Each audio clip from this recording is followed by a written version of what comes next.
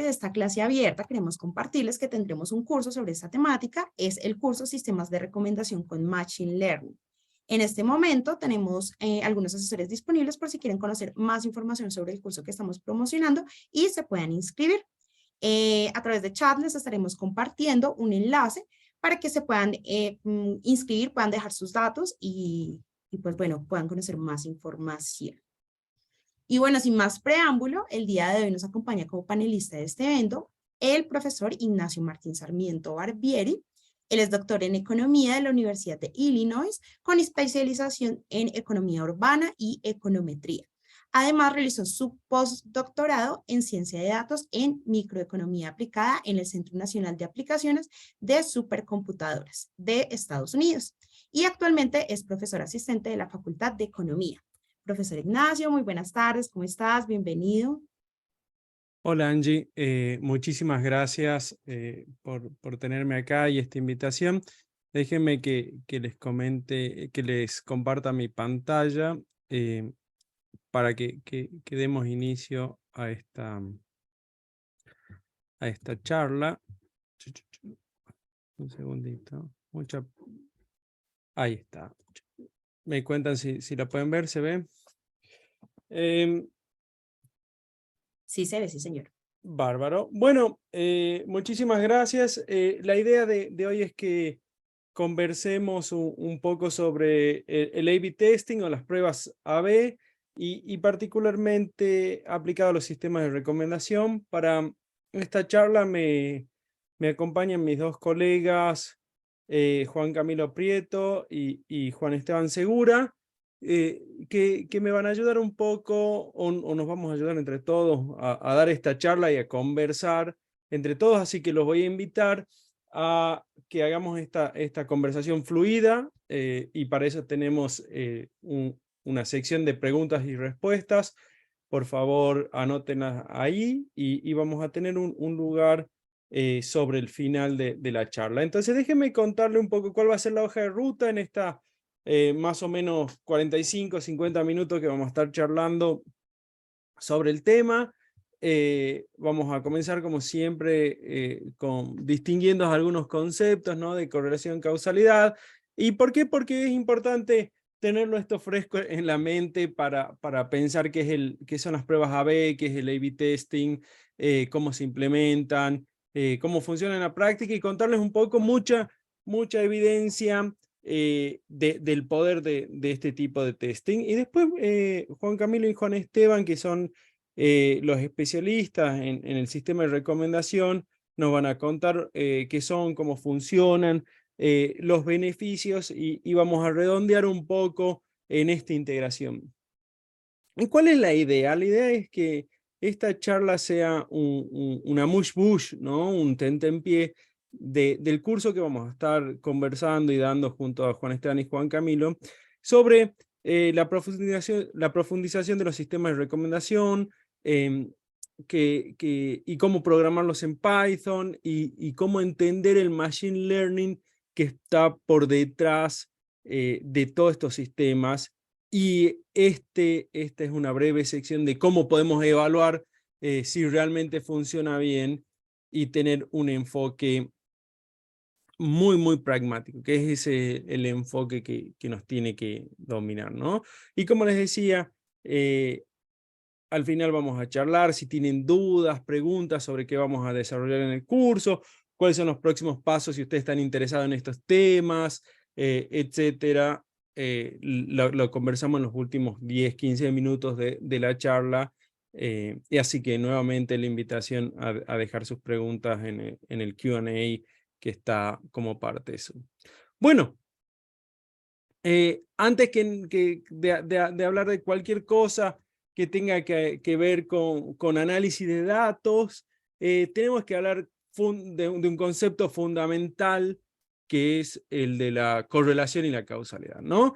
Y parece un poco trivial hablar de esto y por qué hablar de esto, pero créanlo o no, la gente todavía lo confunde estos dos conceptos. uno abre el diario bueno, ahora entra el diario por la web, ya no abre el diario, me quedo lo del viejito. Y ve que hasta en los periódicos, gente muy educada confunde esto, uno lo escucha a periodistas, los escucha a políticos, y entonces es importante que lo tengamos en la cabeza al concepto este. Y básicamente, ¿qué significa causalidad? Causalidad significa que algo causa lo otro, ¿no? Entonces, en otras palabras, la acción A causa el resultado B. Y este imagen que tenemos ahí creo que lo ilustra perfectamente, ¿no? El camioncito se mueve porque el hombre con la remera amarilla, con la camiseta amarilla, lo está empujando, ¿no? Entonces, la acción de empujar genera el resultado del movimiento del camión. Pero por el otro lado está la correlación, y la correlación es una relación entre dos variables, ¿no? Y que vemos los movimientos conjuntos de dos variables, pero no necesariamente quiere decir que una lo cause a la otra. Entonces vemos al hombre de la camiseta colorada o roja que está empujando, y cualquiera que solamente viese porción de la imagen diría, bueno, se están moviendo conjuntamente, uno empuja, el de rojo, se mueve el camión, y inocentemente diría, dado que se mueven juntos, debe ser que el rojo causa el movimiento, pero no es así, ¿no? Si bien este es un ejemplo medio caricaturesco, ilustra muy bien el concepto, pero déjenme contarles otro ejemplo, un poco más de lo que nos compete a nosotros, que tiene que ver con los negocios y el software.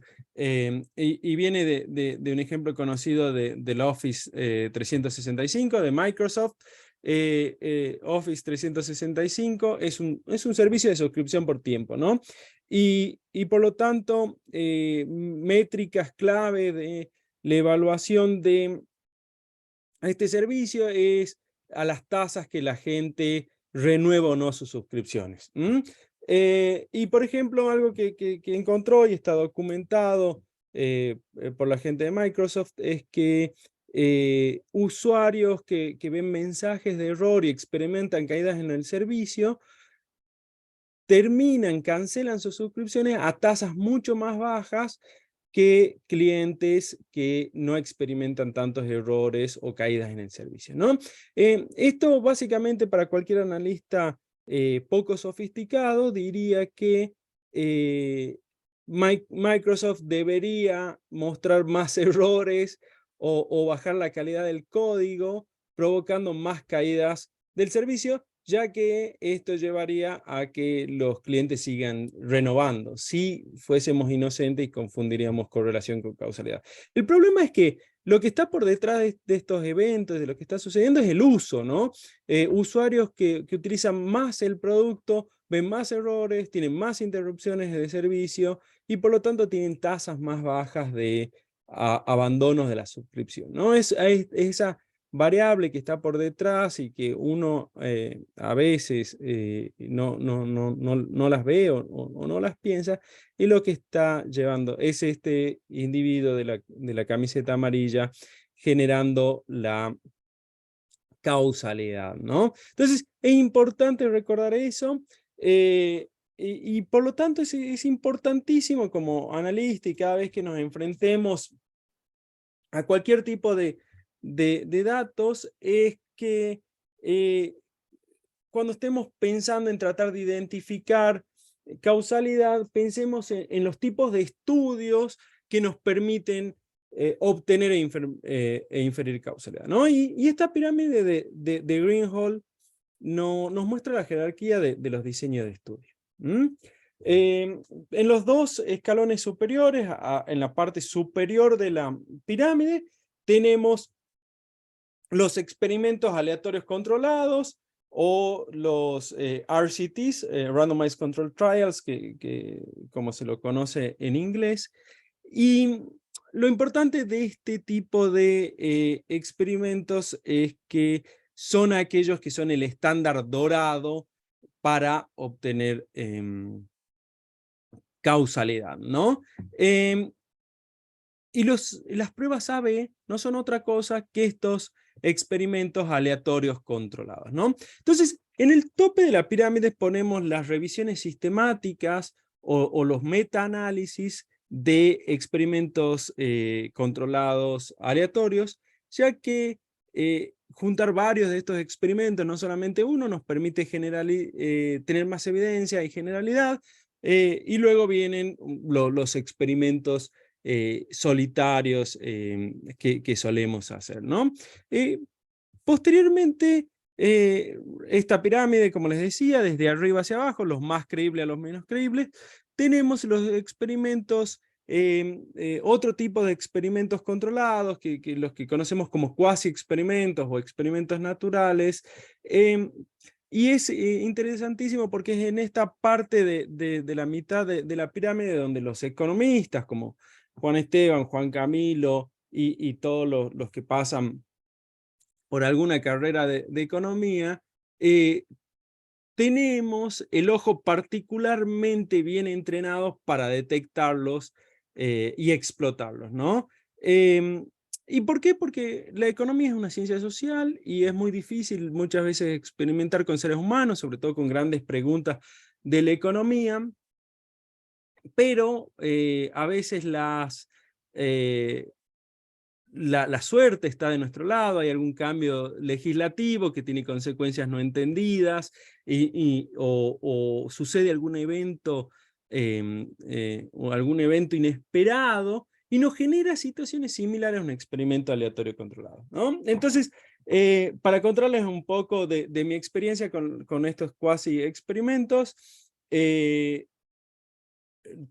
tengo un estudio en el que nos interesa entender la pregunta de que si los juegos de azar, como los que se juegan en casinos, eso atrae o disminuye el crimen, ¿no? Y hay mucha gente que sí se hicieron estudios y miran qué pasa con el crimen cuando se abre un casino. Y parte de la literatura encuentra que sube el crimen, parte de la literatura que baja el crimen. El problema es que mucha de la literatura y esta gente ignora que la asignación de dónde se ubican los casinos y estos lugares de juegos de azar no es aleatorio, ¿no? Hay cierta decisión por detrás que puede estar driving, ¿no? Los resultados, como el ejemplo de Microsoft que les contaba hace un rato. Y entonces la pregunta lleva, bueno, ¿cuál es el efecto que domina? Y la única forma que tendríamos para responderlo es haciendo un experimento. El problema es que no podemos experimentar, no podemos abrir aleatoriamente un casino en un lado y otro en otro y después ver si sube el crimen o baja. Y si realmente sube, sería terrible, ¿no? Estamos abriendo lugares donde estamos generando la apertura y que haya más crimen y que la sociedad esté peor, ¿no? Entonces, acá aparecen los cuasi experimentos y Illinois en Estados Unidos fue nuestro laboratorio por una cuestión del azar. Todo el estado de Illinois legalizó los juegos de azar en bares, pero la ciudad de Chicago no. Y esto nos generó inesperadamente que de un lado de la calle, fuera de la ciudad, haya un montón de juegos de azar. Inmediatamente al lado, cruzando los 20 metros de la calle, no haya y estén completamente prohibidos. Esto genera situaciones, estos experimentos cuasi aleatorios que se arma y uno puede explotarlo para identificar estos problemas, ¿no? Pero claro, idealmente nosotros quisiésemos hacer un experimento aleatorio controlado. Cuando no podemos, explotamos estos experimentos naturales como ese que les contaba y que los economistas tenemos un ojo. En cuanto se legalizó, ahí lo vimos y así hay un montón de ejemplos, ¿no? Luego vienen los estudios observacionales, ¿no? Que esos son, por ejemplo, que surgen son estudios que surgen de utilizar datos que se recogieron con encuestas o, por ejemplo, de ciertas estadísticas nacionales y que no fueron diseñados para inferir causalidad, ¿no? Y entonces acá son bastante más problemáticos, la causalidad es mucho más dudosa. Y sobre el final de la pirámide y los peores, y que en muchas disciplinas todavía siguen siendo preeminentes, son los estudios de casos, ¿no? Analizar el estudio de una empresa exitosa o las anécdotas o quizás cuando se le pregunta a la persona qué más sabe, ¿no? O al al hipopótamo de la empresa. El hippo es la persona mejor pagada, la opinión de la persona mejor pagada, ¿no? Highest paid person opinion. Y ese es, algo que se usa mucho en las empresas. Preguntémosle al especialista y hasta en política. Esa es quizá la peor forma de evaluar y de utilizar este tipo de evidencia, ¿no? Para tratar de responder causalmente cualquier tipo de pregunta, ¿no? Y esto es particularmente importante en el mundo de hoy, en que vivimos fascinados por la inteligencia artificial y el Big Data. Estamos todos preocupadísimos por el chat GPT y muchas veces me preguntan como especialista y mi respuesta es siempre la misma: hasta que no hagamos un experimento difícil que podamos responder, ¿no? Acá, yo estoy acá, el experto está acá abajo, pero por más conocimiento que uno tiene, necesita tener mucho más evidencia y evidencia sólida para responder este tipo de preguntas, ¿no? Eh, pero muy a menudo, y sobre todo los ejecutivos y analistas, erróneamente tienden a creer, sobre todo en la presencia de datos masivos, que la causalidad no importa mucho y piensan que primero lo que tenemos que establecer es la correlación y luego la causalidad puede ser inferida. Esto no puede ser más erróneo, ¿no? Uno tiene que diseñar, la causalidad solamente puede estar inferida a partir del diseño experimental. Y acá es donde entra la importancia de las pruebas A/B para poder determinar los efectos verdaderos causales. Y acá entra la importancia de los economistas, y esto es una charla de las pruebas A/B, también es una charla de por qué los economistas somos valiosos, y si alguno está pensando en estudiar economía, invitarlos a estudiar economía. Esta frase que está a la derecha en amarillo es una frase muy bonita que apareció hace poco en The Economist, en el artículo que se pregunta por qué los economistas están todos yendo a Silicon Valley, y ilustra muy bien el rol. Los economistas solemos tener ciertas habilidades que traemos a las empresas que ciertos científicos de datos o hasta los ingenieros en computación, en sistemas, no las tienen. Y primero que nada, tenemos demasiado entrenamiento en estadística, ¿no? Y esto es súper útil. Entendemos muy bien los incentivos que están por detrás de las decisiones de la gente. Y lo más importante, somos súper adeptos a diseñar experimentos que nos permitan inferir causalmente qué es la causa de las cosas, ¿no? Y este entrenamiento y estas habilidades nos permiten particularmente no confundir correlación con causalidad. ¿Mm? Entonces, con este preview en mente, ¿qué son las pruebas A/B? Bueno, las pruebas A/B, como les contaba, son experimentos aleatorios controlados. Están ahí en el tope de la pirámide y lo que se suele hacer es un método de prueba en las que se comparan dos o más versiones diferentes de páginas web, de sistemas de recomendación, etcétera, de lo que ustedes quieran.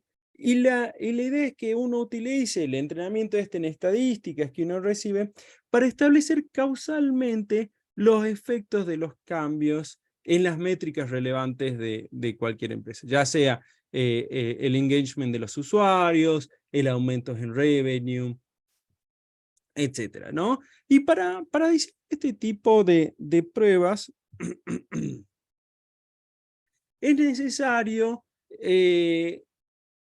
definir un par de cosas, ¿no? Lo primero que tenemos que definir quiénes son los usuarios sobre los que vamos a experimentar, ¿m?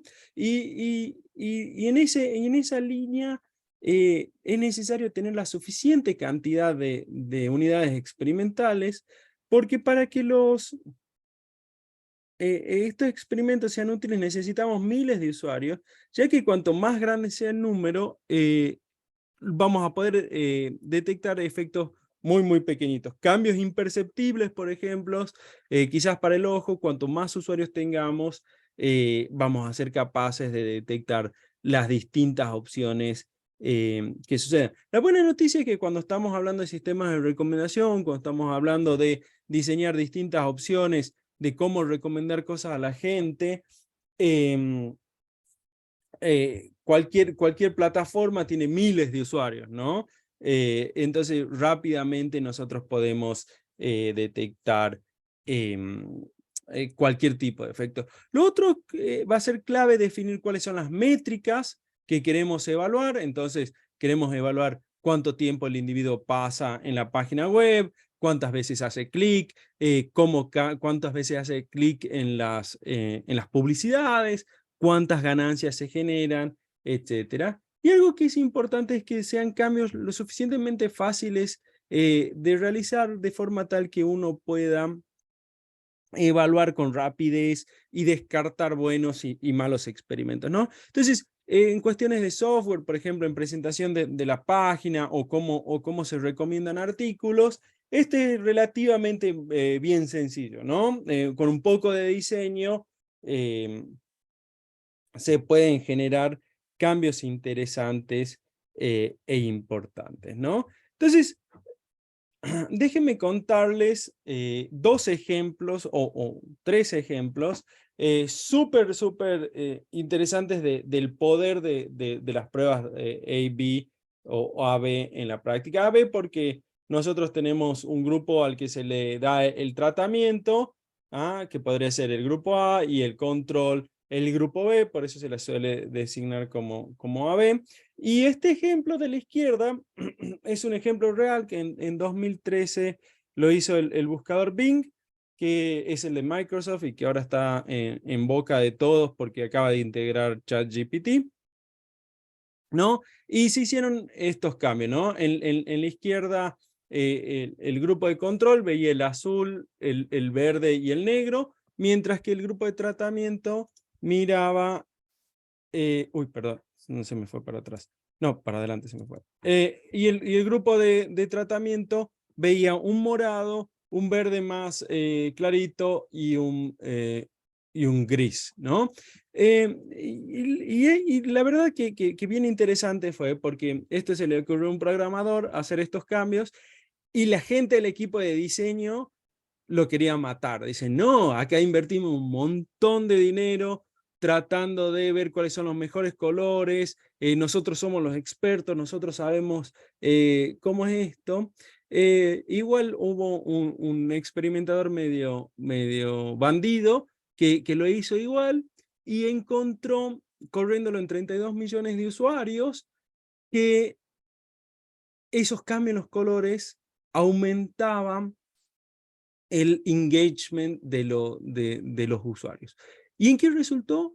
En un aumento de 10 millones de dólares anualmente. Cambiar los colores levemente generó. Esta experiencia no es desconocida. Por ejemplo, Google, cuando fue a definir los colores que utiliza, los colores de azul que utiliza en su buscador, cuando uno pone en Google aparecen distintos, probó 41 shades de azul. 42 tonos de azules, 41 tonos de azules hasta que encontró el perfecto. Así que probablemente ustedes y yo hayamos sido víctimas sin darnos cuenta de las distintas tonalidades de azul. Como yo no distingo mucho los colores, creo que para mí no fue muy útil, pero fue muy exitoso.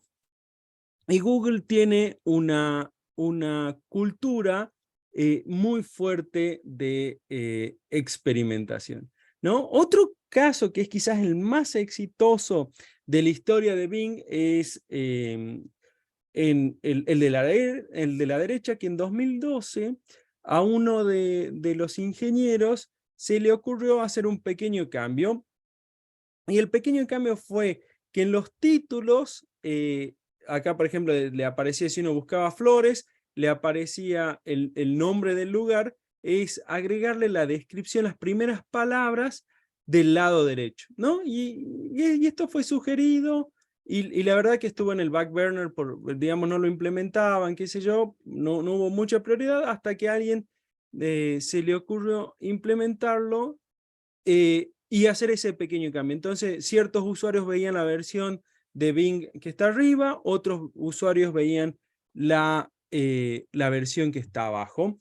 Y la verdad que al principio se asustaron un poco porque cuando lo comenzaron a correr se prendieron un montón de alarmas de que los usuarios estaban utilizando muchísimo más, habían aumentado un montón las ventas, mucho más de lo que se podría prever, y entonces se alarmaron en Bing y fueron a mirar si estaban haciendo como un double counting, etcétera, y se dieron cuenta de que no, que realmente ese pequeño cambio estaba generando mucho más uso y mucho más clics en cada uno de los links.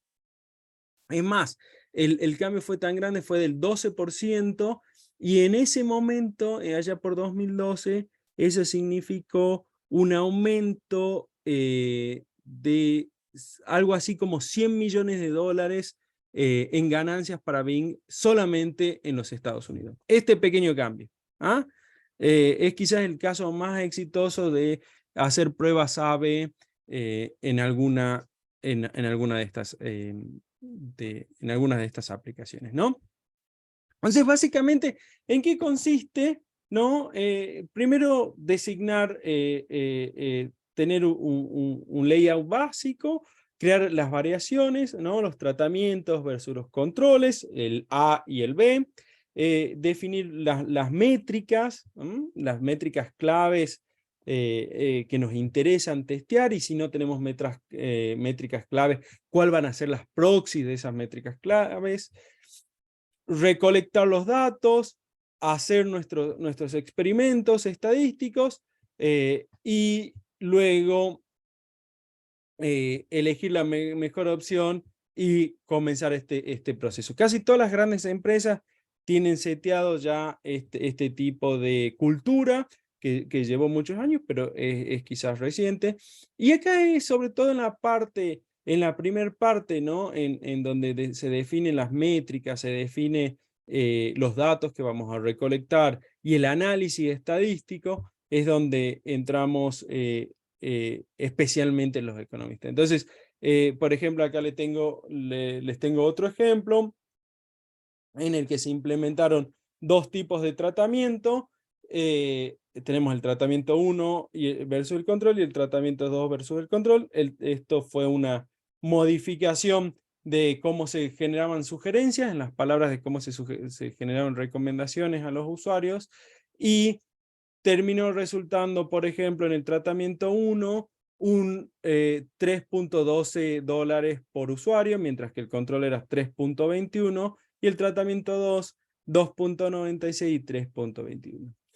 Son estadísticamente distintas este tipo de medidas. 3.12 estadísticamente distinto, esa diferencia de 9 centavos, que es un 2,8% menos, estadísticamente significativo menor. Esa es la pregunta que está ahí. Para eso necesitamos diseñar los test de hipótesis, ¿ah? Y como el experimento está diseñado con la aleatorización suficiente, podemos retornar esa, y por ejemplo nos dice en estos test que el p-value de si esas diferencias son estadísticamente significativas es menor al 1 por 1000, ¿no? Es muy, muy pequeñito. Es decir, que esas diferencias sí son estadísticamente significativas. Es decir, esa caída del 9% es estadísticamente significativa, y ese cambio generó esos cambios en cómo se sugieren recomendaciones, hizo una caída del 2,8% en los ingresos por usuario. O quizás peor aún el caso donde básicamente el p-value es 0, es 1.5 e a la menos 23, esa caída del 7.8% es realmente muy fuerte. Entonces, es acá donde tenemos el rol de los economistas, en pensar en el diseño, en usar todas esas herramientas de estadística que las sabemos muy bien para testear cómo van a cambiar nuestros sistemas, nuestras versiones, etcétera. Entonces, de hecho, esta introducción de las pruebas A/B, dejen que mis colegas, les voy a dejar que ellos nos cuenten un poco más qué son los sistemas de recomendación. Bueno, ahora vamos a hablar de sistemas de recomendación. Son utilizados para sugerir de una manera personalizada productos. Lo podemos ver mucho en las plataformas de streaming, tiendas online, y cada vez lo usan más. Entonces, es una herramienta que nos ayuda a retener al usuario y además de poderlo retener, a mostrarle que tenemos más productos que puedan ser útiles para la persona o también incentivarlo a que cuando va a comprar algo vaya a comprar otro producto que no tenía en mente. Eh, También podemos ver muchos casos reales. Uno es Netflix, que si entramos a la plataforma vamos a ver muchos casos donde nos salen para ti y te salen recomendaciones según lo que has visto. Entonces es muy bueno. También hay otros que son más generales, como los que podemos ver como es el top 10 y vemos como las 10 películas que son las que más vistas esta semana en Colombia. Entonces hay muchos tipos de sistemas de recomendación que nos pueden incentivar y mantener en la red. También puede pasar como en Amazon, que es una tienda donde vamos a escoger un elemento, un producto, y podemos ver abajo como productos similares que tal vez nos guste o cuando vayamos a terminar la compra, según nuestras compras anteriores, nos va a decir qué nos puede recomendar o qué nos puede gustar. Esto nos puede ayudar un montón para retener a estos usuarios y cada vez por este tipo de cosas los usuarios van a esperar una experiencia personalizada. Entonces es muy necesario en e-commerce y en todas sus plataformas crear este sistema para retener al usuario. También podemos verlo en redes sociales como es TikTok, donde vemos cómo el algoritmo después de un tiempo de usarlo te recomienda muy bien las cosas que te gustan y eso va a hacer que tú uses mucho más la aplicación. Podemos ver también YouTube, que ves un video y en recomendado te sale videos similares, entonces nos va a mantener más en la plataforma. Y esto se crea estableciendo un conjunto de criterios y valorizaciones sobre los datos que tenemos de un usuario, como el histórico de compras que ha tenido y puede mostrarles de una forma directa o indirecta. Y por eso ahí juega muy bien la data. Además que en estos momentos que existen las plataformas, tenemos el historial de usuarios de compra de todas las personas y cada vez es una data más robusta que la podemos tener y usar para algo y no solo tenerla y ya. Entonces, ahora vamos a hablar de qué tipos de sistemas de recomendación, cómo funcionan. Entonces, vamos a mencionar dos. Uno es basado en contenido y otro es el filtrado colaborativo. Entonces, basado en contenido, no nos vamos a basar en el usuario comparado con otros usuarios, sino con las películas que ha visto. Este es un ejemplo. Podemos ver el género o los directores que tiene la película. Digamos, si yo he visto 3 películas del mismo director, me va a recomendar otra película de ese mismo director porque seguramente eso es lo que me va a gustar o me va a llamar la atención. En cambio, en el filtrado colaborativo, lo que va a hacer es encontrar a las personas que ya han visto muchas películas similares a las de nosotros. Y con esto nos va a predecir, como con una película que haya visto el otro usuario y no nosotros, nos va a recomendar esa película. Entonces, ahora vamos a hablar más a profundidad de los sistemas de recomendación.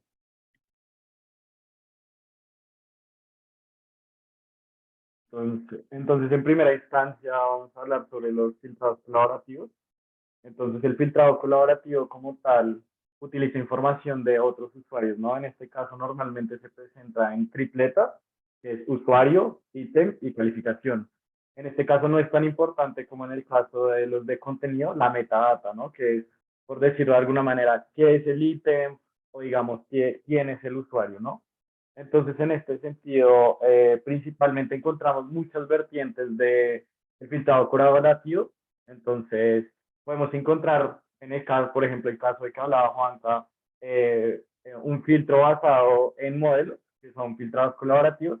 Entonces, en el caso de Netflix, el ganador de ese concurso, pues que fue un concurso de 2009, que Netflix dice, bueno, el que me mejore un 10% la experiencia de usuario y sea capaz de mejorar mis sistemas de recomendación en un 10%, se le va a entregar un bono de, si no estoy mal, $1.000.000. Y el algoritmo que lo ganó es pues el sistema que lo ganó es un sistema basado en algo que se llama descomposición en valores singulares. En la clase que vamos a dar, vamos a usar aplicaciones de eso y vamos a explicar cómo se realiza estas, estas metodologías en Python, principalmente siendo metodologías muy aplicadas. También se pueden ver aplicaciones como redes neuronales, utilización de modelos como de Bayes, descomposición en valores singulares, utilización de factorización de matrices, entre otros. Entonces, principalmente lo que se hace en este es, se dividen dos grupos grandes, que es basado en usuarios y basado en ítems. Entonces, principalmente, un usuario puede gustarle una película y ese usuario es cercano a ti. En ese sentido, el sistema de recomendación va a ir y te va a recomendar a ti que usa, y eso está muy relacionado con canastas de compra, ¿no? En el sentido de que genera relaciones entre cada uno de estos productos y te va recomendando de esta manera. Otra aplicación muy interesante es el filtrado colaborativo basado en confianza. En ese sentido se puede ver más aplicado en redes sociales, ¿no? Entonces, si a un usuario, la regla que aplica principalmente es que a un amigo mío o a una persona cercana a mí le gusta algo, es muy probable que a mí me guste esa misma cosa, ¿no? Entonces es algo como lo que vemos de amigos en Facebook y todos estos sistemas de recomendación, todo eso trabaja en sistemas de confianza que utilizan si un amigo muy cercano a mí en el que tengo una relación muy estrecha es amigo de otra persona, seguramente esa persona va a ser amiga mía. En ese sentido, el sistema de recomendación te recomienda, por ejemplo, en una red social, que envíes una solicitud a esta persona. En el caso de los ítems, que creo que es la manera más lógica en que se ve, tú tienes una tripleta en la que el usuario, el ítem y la calificación que le da, ¿no? Entonces, en este sentido, si tú tienes una cadena de compra parecida a la de otro usuario, lo más seguro es que el siguiente ítem que te venda, que te recomiende, esté basado en experiencias de otros usuarios. Entonces, por ejemplo, en el caso de Netflix, muchas veces vemos que usuarios que ven cierto tipo de películas y están así sucesivamente viendo y viendo películas, pues lo más seguro es que la siguiente película que te recomiende Netflix esté basada en otros usuarios que tienen tendencias parecidas a ti y vieron la siguiente película que te van a recomendar. Entonces, en ese sentido, es un material extremadamente poderoso, ya como lo menciona Juanca, es un filtrador de información, ya que si tú sales a enfrentarte con la cantidad de Big Data que hay actualmente, normalmente vas a quedar perdido, ¿no? Si tú buscas una película en Netflix sin ningún sistema de recomendación, al final verás mucha basura y dirás, no, mejor cierro la aplicación y me pongo a hacer otra cosa, ya que solo en el hecho de buscar la película te vas a demorar una cantidad de tiempo. Entonces, en este sentido, como que los sistemas de recomendación te ayudan a focalizar tu información, a filtrártela y te dan una mejor experiencia de usuario. Si quieres, sigue, Juanca.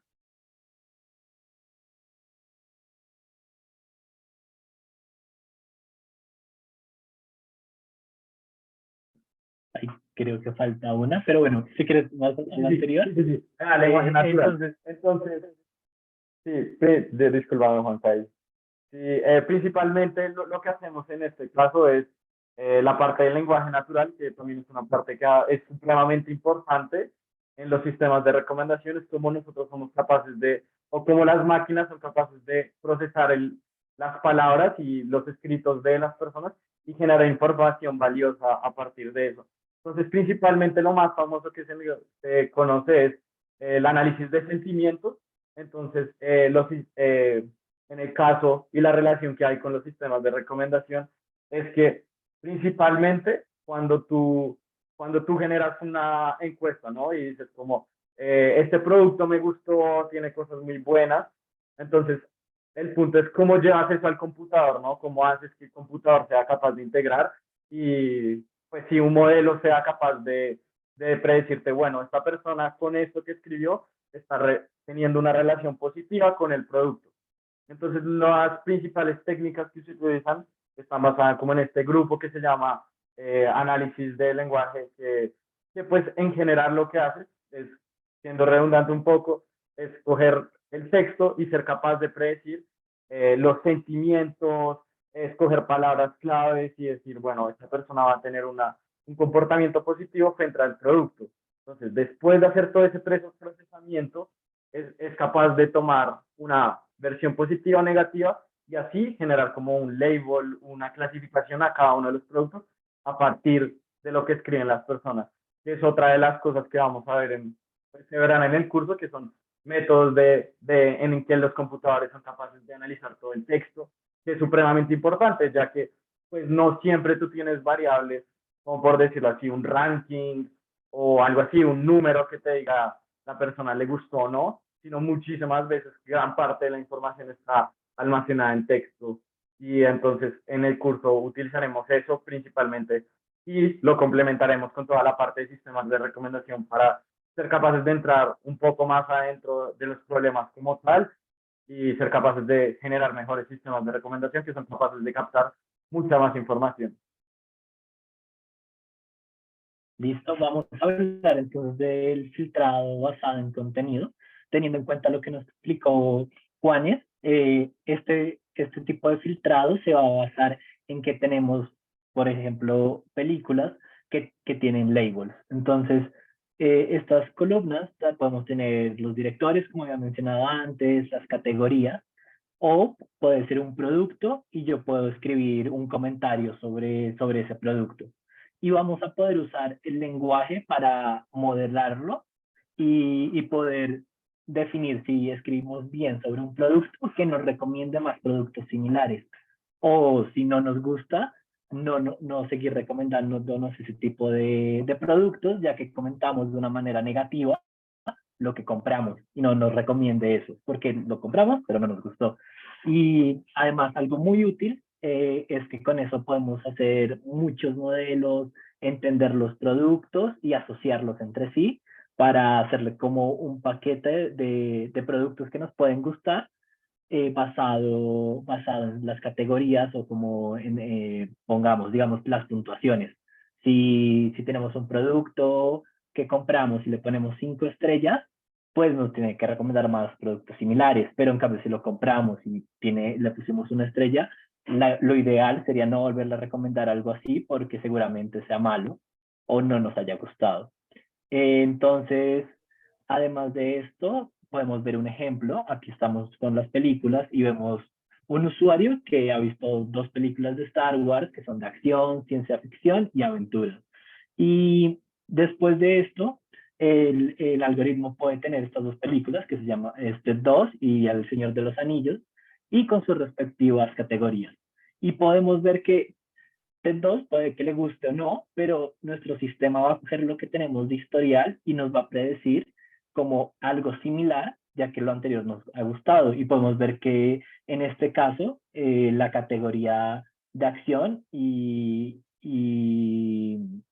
la categoría de acción y aventuras se relaciona con las de Star Wars. Entonces nos va a recomendar esta película. Y ya ese procesamiento funciona y entre más datos tengamos y el usuario haya comprado más, podemos mejorar estos modelos y predecir muy bien qué es lo que quiere el usuario y retenerlo más en nuestra aplicación o lo que deseemos crear.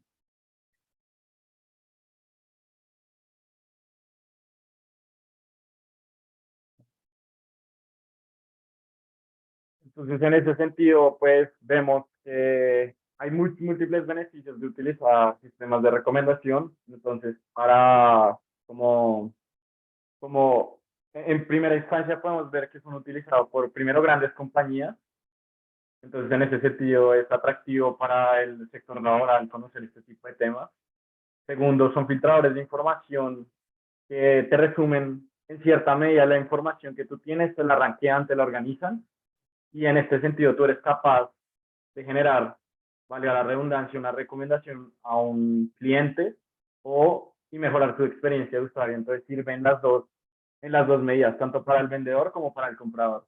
Para ti como comprador es capaz de filtrarte y reducirte todas estas largas de búsqueda y búsqueda, y para el vendedor es capaz de focalizarte y decirte, compra esto, haz esto, haz esto o haz lo otro.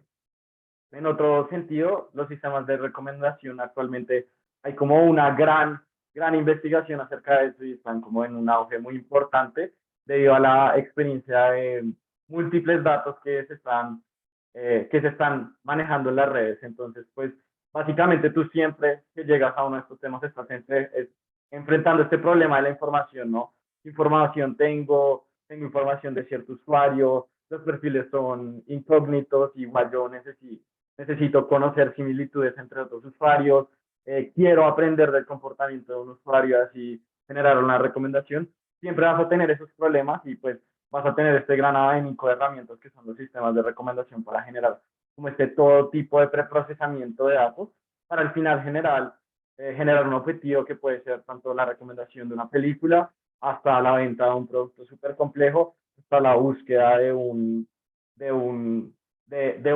paper para una tesis. Entonces son sistemas súper versátiles que a la larga usan un set de alternativas que son no tan complejas y son fáciles de aprender, en la que pues cualquier persona puede tener este toolkit para utilizarlo de diferentes maneras. Entonces, pues principalmente empresas gigantes que lo usan, pues como ya había nombrado Juanca, Netflix, Amazon, Apple utiliza, Facebook, Google, todas estas empresas utilizan como estos sistemas de recomendación, lo que hace que sea como más atractivo para las personas. Buenísimo. Y completando un poco lo que nos decía Juan Esteban y Juanca, el tema de los sistemas de recomendación resultaron súper exitosos, pero siempre está abierta la puerta de cuál es el que usamos o cómo le sugerimos a la gente, ¿no? Entonces, por ejemplo, los sistemas de recomendación comenzaron por allí, por 2005 en Amazon, que es el pionero en esto, y por ejemplo, Greg Linden, ahí cerca de, como les decía, en 2005, se le ocurrió que cada vez que la gente fuese a pagar, les mostrase una recomendación de artículos, ¿no? Y es bien interesante la historia porque uno de los vicepresidentes de marketing se enojó muchísimo con esta sugerencia porque decía que iba a distraer a la gente del checkout y que la gente no iba a pagar, y se lo prohibió terminantemente hacerlo. Aún así, Greg Linden fue el bandido héroe en este caso y lo hizo al experimento de que cada vez que la gente agregaba un ítem a su carrito, le muestre recomendaciones. Y esto aumentó las ventas en casi una cosa así de como el 17%, una locura, desde que se hicieron. Y desde ese momento, muchísimos sitios web comenzaron a sugerirla. Y la clave acá es cómo generamos las recomendaciones. Como nos decía Juan Esteban y Juan Camilo, hay muchísimas formas. ¿Cuál es la mejor forma de sugerirle? A la gente le sugerimos primero las 10 más recomendadas en Colombia o las 10 series románticas que más vistas de que vos nos viste, ¿no? Y eso, solamente esa pregunta se puede resolver a partir de experimentación. ¿Ah? Por un lado, en el curso entonces, ¿qué vamos a diseñarle? Vamos a mostrar las distintas herramientas que vienen del aprendizaje de máquinas para generar los sistemas de recomendación, ¿no? Y por el otro lado, ¿cómo vamos a ser capaces de evaluar cuál funciona y cuál no? Entonces vamos a analizar sistema basado en lo que uno hace mismo, ¿no? el otro basado colaborativo, el que hacen otras personas, basados en la geografía, basado en el lenguaje que utilizamos, en los comentarios que escribimos, en la información que está contenida en cada uno de los productos, para generar múltiples recomendaciones, y a la hora de ponerlo en práctica vamos a utilizar estos sistemas de pruebas estadísticas que nos van a decir, mire, lo que usted tiene que sugerirle es, tiene que mostrarle la siguiente recomendación. Usuarios que vieron este artículo, vieron este, o usuarios que compraron este artículo, compraron este. ¿Cuál es la frase que más pega? Lo haremos a través de A/B testing. Y lo que funciona muchas veces para Amazon, para Netflix, puede ser que para nuestro negocio no funcionen, y por lo tanto es importantísimo desarrollar una cultura de testing. ¿Hay herramientas para hacerlos que nos ayuden? Sí, Google tiene, por ejemplo, Google Optimize, que nos ayuda a hacer este tipo de test. Facebook Marketplace tiene también estas herramientas, pero es importantísimo entender cómo funcionan y cuál es el desarrollo. Entonces, en estos 5 minutos que nos quedan antes de que se cumpla la hora, me gustaría abrir el piso por si tiene algunas preguntas. No veo preguntas en el chat, pero si alguien tiene alguna pregunta, recuerden que está el Q&A, las preguntas y respuestas, para que para que charlemos un segundito, si tienen dudas, preguntas, cuáles son los próximos pasos, si a ustedes les interesan. Como les decía, tenemos el curso, la información está en el chat, en el que nos vamos a introducir. También tenemos en la universidad una maestría en inteligencia de analítica de datos, que está súper orientada a estas cuestiones de negocios, y en esa maestría tienen materias como aprendizaje de máquina supervisado, o en la que estamos acá junto con Esteban y Juan Camilo, en el aprendizaje de máquinas no supervisado, donde vemos en muchísima más profundidad las cuestiones técnicas de estos algoritmos que vienen del Machine Learning y que permiten a las máquinas aprender por sí mismas, ¿no? Entonces, si a ustedes les interesan, nada, dejamos ahí el piso abierto. Si tienen preguntas para mí, para Juan Esteban, escríbanla. Para Juan Camilo. Y si no hay preguntas, no sé, yo no tengo nada más para contarles. No sé, chicos, Juanca, Juan Esteban. Ahí está, mira. Ay, sí, Carolina, qué buena pregunta. Carolina nos pregunta si tenemos recomendaciones, documentos, etcétera. Mira, por acá tengo mi libro favorito, que se llama Trustworthy Online Control Experiment, que es de Ron Kojavi, Diane Tang y Xia Zhu, que ellos son los Head Experimentalists de Microsoft, LinkedIn y creo que TikTok ahora. Entonces, ese libro, Trustworthy Online Control Experiment, también Ron Kojavi tiene un lindo artículo en el Harvard Business Review, que también se llama algo así como The Power of Online Experiments, que eso es mucho más accesible para el resto de la gente. Pero, por ejemplo, si te parece, Carolina, y te interesa, te invito a que me escribas un correo. Mi dirección es i.sarmiento@uniandes.edu.co, y te paso todo lo que te interese, ¿no? Pero este libro, Trustworthy Online Control Experiments, es súper accesible para toda la gente, está muy, muy bueno, y te lo recomiendo enfáticamente. A mí me cambió la forma de pensar estos temas. Y es un bestseller, en Amazon, así que si te gustan estos temas, probablemente el sistema de recomendación de Amazon te lo recomiende. Así que sí.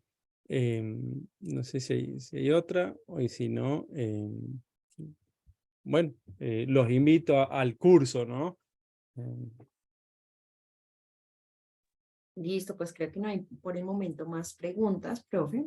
Igual, pues primero, y agradecerles a ustedes y a los dos, Juan Esteban y Juan Camilo, y en especial a ti, profesor Ignacio, por haber aceptado esta invitación.